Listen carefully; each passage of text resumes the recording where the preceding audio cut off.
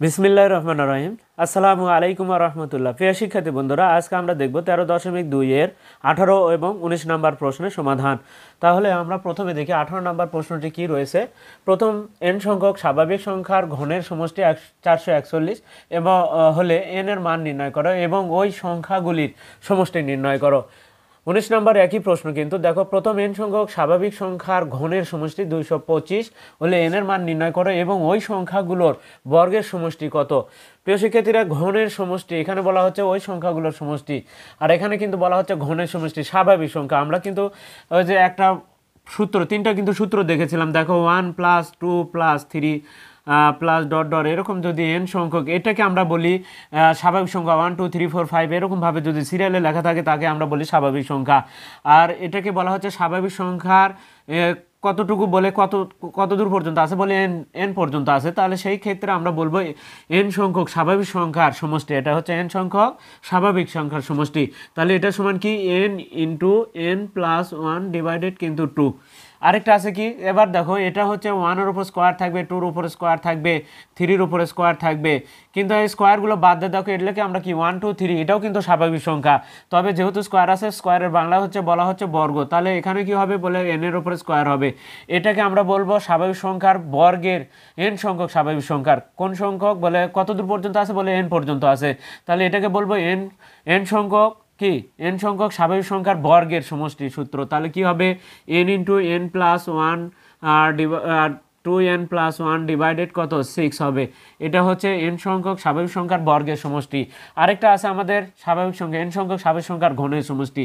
তাহলে 1 এর উপরে কিউব, এবার প্লাস 2 এর উপরে কিউব, প্লাস 3 এর উপরে কিউব, প্লাস কি তারপরে 4 এর উপরে, এরকমভাবে কিন্তু চলতেই থাকবে।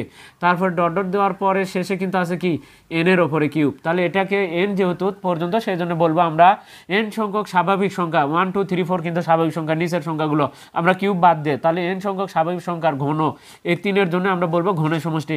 এটার সাথে কিন্তু এটার মিল আছে, ঘনের ক্ষেত্রে দেখো উপরে যা আছে এটাই লিখবো আমরা, তবে এর উপরে হোল স্কোয়ার দিতে হবে। n + 1 divided 2 divided 2 whole square. দেখো আমাদের এটা হচ্ছে ঘনের সমষ্টি। এখন প্রশ্ন কিন্তু আমাদের যে কথাটি বলছে, দেখো প্রশ্নে বলা আছে n সংখ্যক স্বাভাবিক সংখ্যার ঘনের সমষ্টি, তার মানে এই যে এটাকে আমরা বলবো ঘনের সমষ্টি। কোন সংখ্যক বলে n সংখ্যক স্বাভাবিক সংখ্যার ঘনের সমষ্টি 441। তাহলে এটা সমান সমান আমরা কিন্তু 441 লিখতে পারবো। তাহলে 18 নম্বরে আমাদের কিন্তু প্রথম পদ এগুলো কোনো কিছু লেখা লাগবে না, আমরা এখানে যেটা আছে প্রশ্ন মতে একবারে লিখতে পারি। প্রথমে আমরা তাহলে প্রশ্ন মতে আমরা লিখতে পারি কি লেখা আছে, বলে প্রথম n সংখ্যক যা লেখা আছে তাহলে আমরা তাই লিখব। তাহলে প্রথম প্রশ্ন মতে প্রথম n সংখ্যক স্বাভাবিক সংখ্যার সমষ্টি, স্বাভাবিক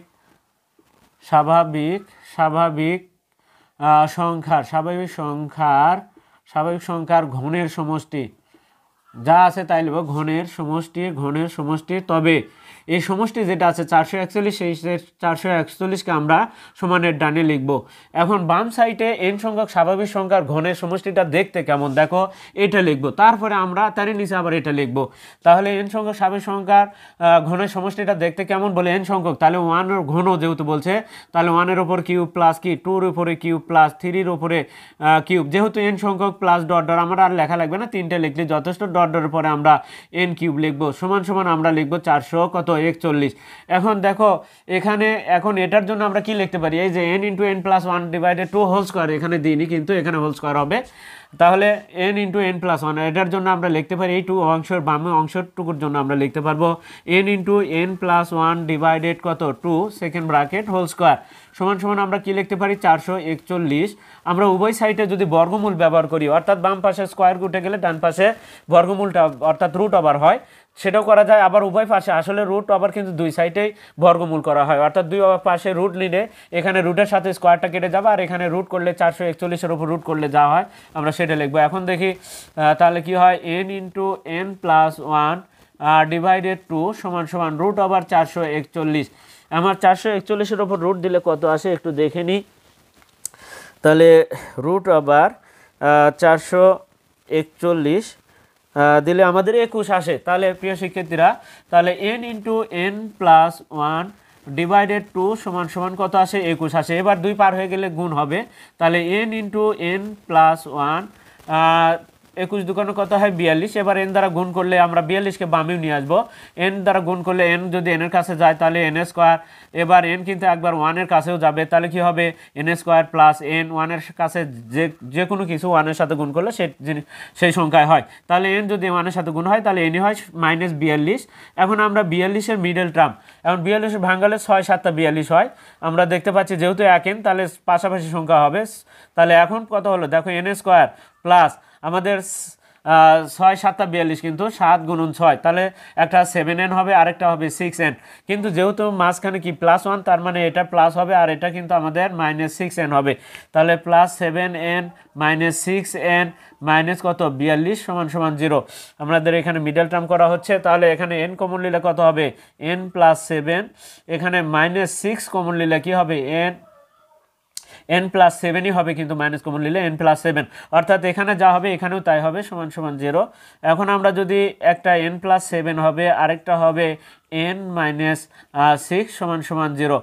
এখন এখান থেকে আমরা তাহলে হয় লিখতে পারবো, তাহলে হয় অথবা আমরা লিখতে পারবো, তাহলে এখানে আমি লিখলাম, তাহলে হয় n + 7 সমান 0 অথবা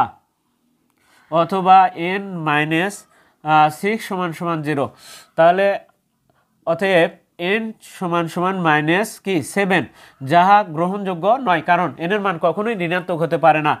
তাহলে এটা আমি নট দিয়ে দিলাম, বাংলা আর লিখলাম না, তোমরা বাংলা লিখলে লিখতে পারো। এখন আসি, তাহলে অতএব n সমান সমান 6, আমাদের এটাই কিন্তু, তাহলে n এর মান একটা উত্তর কিন্তু আমরা পেয়ে গেলাম।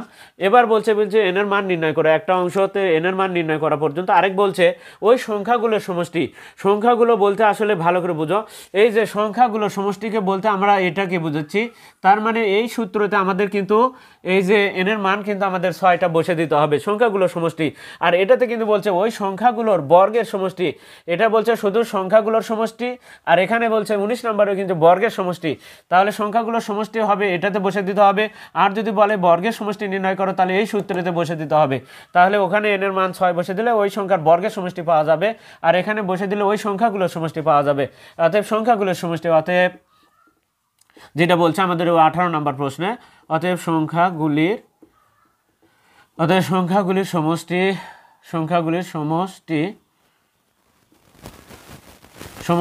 সমষ্টি n into n plus 1 divided 2।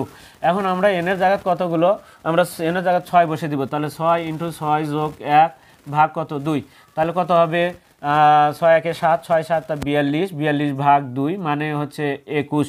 প্রিয় শিক্ষার্থীরা, তাহলে এটা আরেকটা উত্তর, অর্থাৎ এই প্রশ্নে কিন্তু আমাদের দুটা উত্তর। তাহলে আমরা কিন্তু 18 নম্বর প্রশ্নের সমাধানটা দেখলাম, এবার আমরা দেখব 19 নম্বর প্রশ্নের সমাধান। একই কিন্তু আমাদের কিন্তু 19 নম্বর প্রশ্নটাও কিন্তু একই, তাহলে সেই কারণে আমি কিন্তু এই লাইনটা না মিশালেও হতো, তাহলে আমি দেখো এই 441কে মিশে দিলাম। আমাদের কিন্তু দেখো 19 নম্বর প্রশ্ন যে একই প্রশ্ন, কিন্তু কাজও কিন্তু একই। এবার প্রশ্ন মতে n সংখ্যক স্বাভাবিক সংখ্যার ঘনের সমষ্টি কত 225। এবার আমরা তাহলে 225 লিখলাম।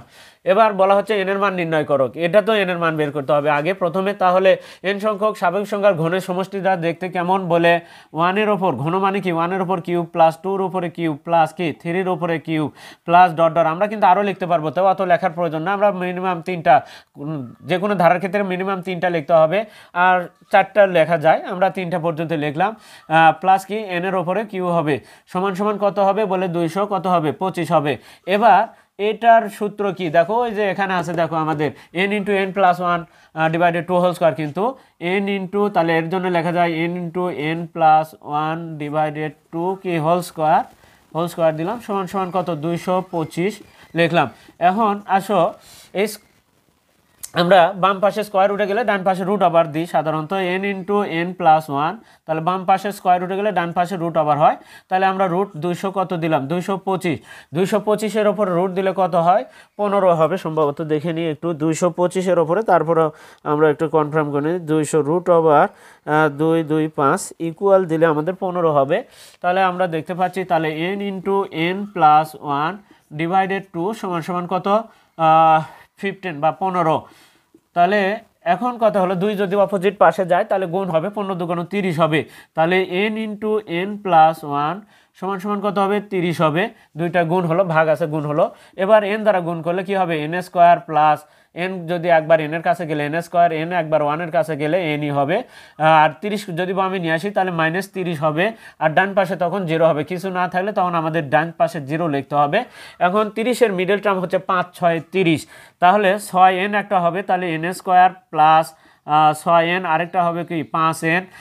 দেখো প্রথমটা প্লাসের আর শেষেরটা মাইনাসের, কারণ এই কারণে ভেতরের একটা প্লাসের হবে একটা মাইনাসের হবে, কারণ মিডল টার্মের নিয়ম অনুযায়ী যদি কোনো মিডল টার্মে যদি মাইনাস চিহ্ন বিশিষ্ট থাকে তাহলে সেই ক্ষেত্রে সমান সংখ্যক চিহ্ন হয়, দুটা প্লাসের হবে দুটা মাইনাসের হবে।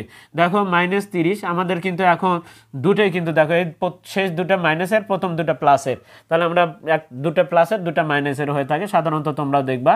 n ইন্টু কমন নিলে n প্লাস 6 হয়, এখানে -5 কমন নিবা, 5 কমন নিলে n প্লাস কি হবে 6ই হবে, সমান সমান 0 হবে। তাহলে n প্লাস 6 একটা হবে, আমরা n প্লাস 6 একটা লিখবো, আরেকটা কি হবে n মাইনাস 5, কারণ এই দুটার পরিবর্তে একটা লিখবো, আর বাকি কি থাকলো দুটার পরিবর্তে একটা লিখতে হয়, আর n মাইনাস 5 একটা থাকে, n মাইনাস 5 সমান সমান 0। তাহলে এটার ক্ষেত্রে আমরা লিখতে পারি হয়, তাহলে হয় এটা সমান 0 অথবা এটা সমান 0। তাহলে আমি এখানে যদি লিখি, তাহলে এখানে আমরা যদি লিখি তাহলে হয় n প্লাস 6 সমান সমান 0 অথবা n মাইনাস 5 সমান সমান 0।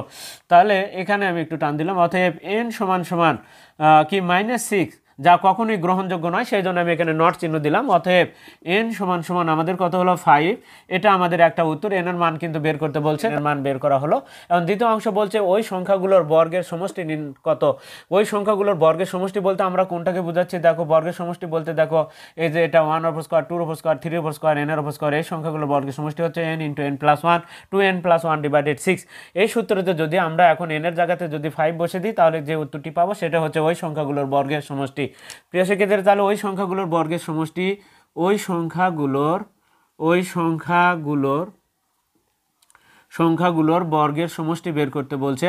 আর যখন বলবে শুধু সংখ্যাগুলোর সমষ্টি তখন আমাদের হবে এই সূত্রতে n এর মানটা বসে দিতে হবে। এখানে বর্গের সমষ্টি বলছে, সেই জন্য আমরা এই সূত্রতে বসে দিলে তাহলে ওই সংখ্যাগুলোর বর্গের সমষ্টি পাবো n into n plus 1, 2n plus 1 divided কত 6।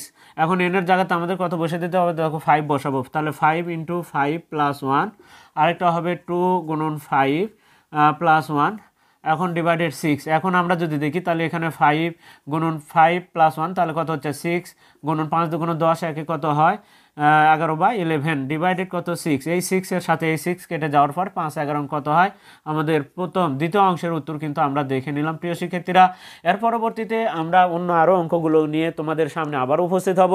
আর ততক্ষণ পর্যন্ত কিন্তু তোমরা অবশ্যই আমাদের পাশে থাকবে, এবং চ্যানেলটিতে যারা নতুন তারা অবশ্যই চ্যানেলটিকে সাবস্ক্রাইব করবে, এবং ফেসবুকে যারা আছো তারা অবশ্যই ফলো দেবে, এবং বেশি বেশি করে তোমরা লাইক কমেন্ট এবং শেয়ার করবে। আজকে এ পর্যন্তই, খোদা হাফেজ।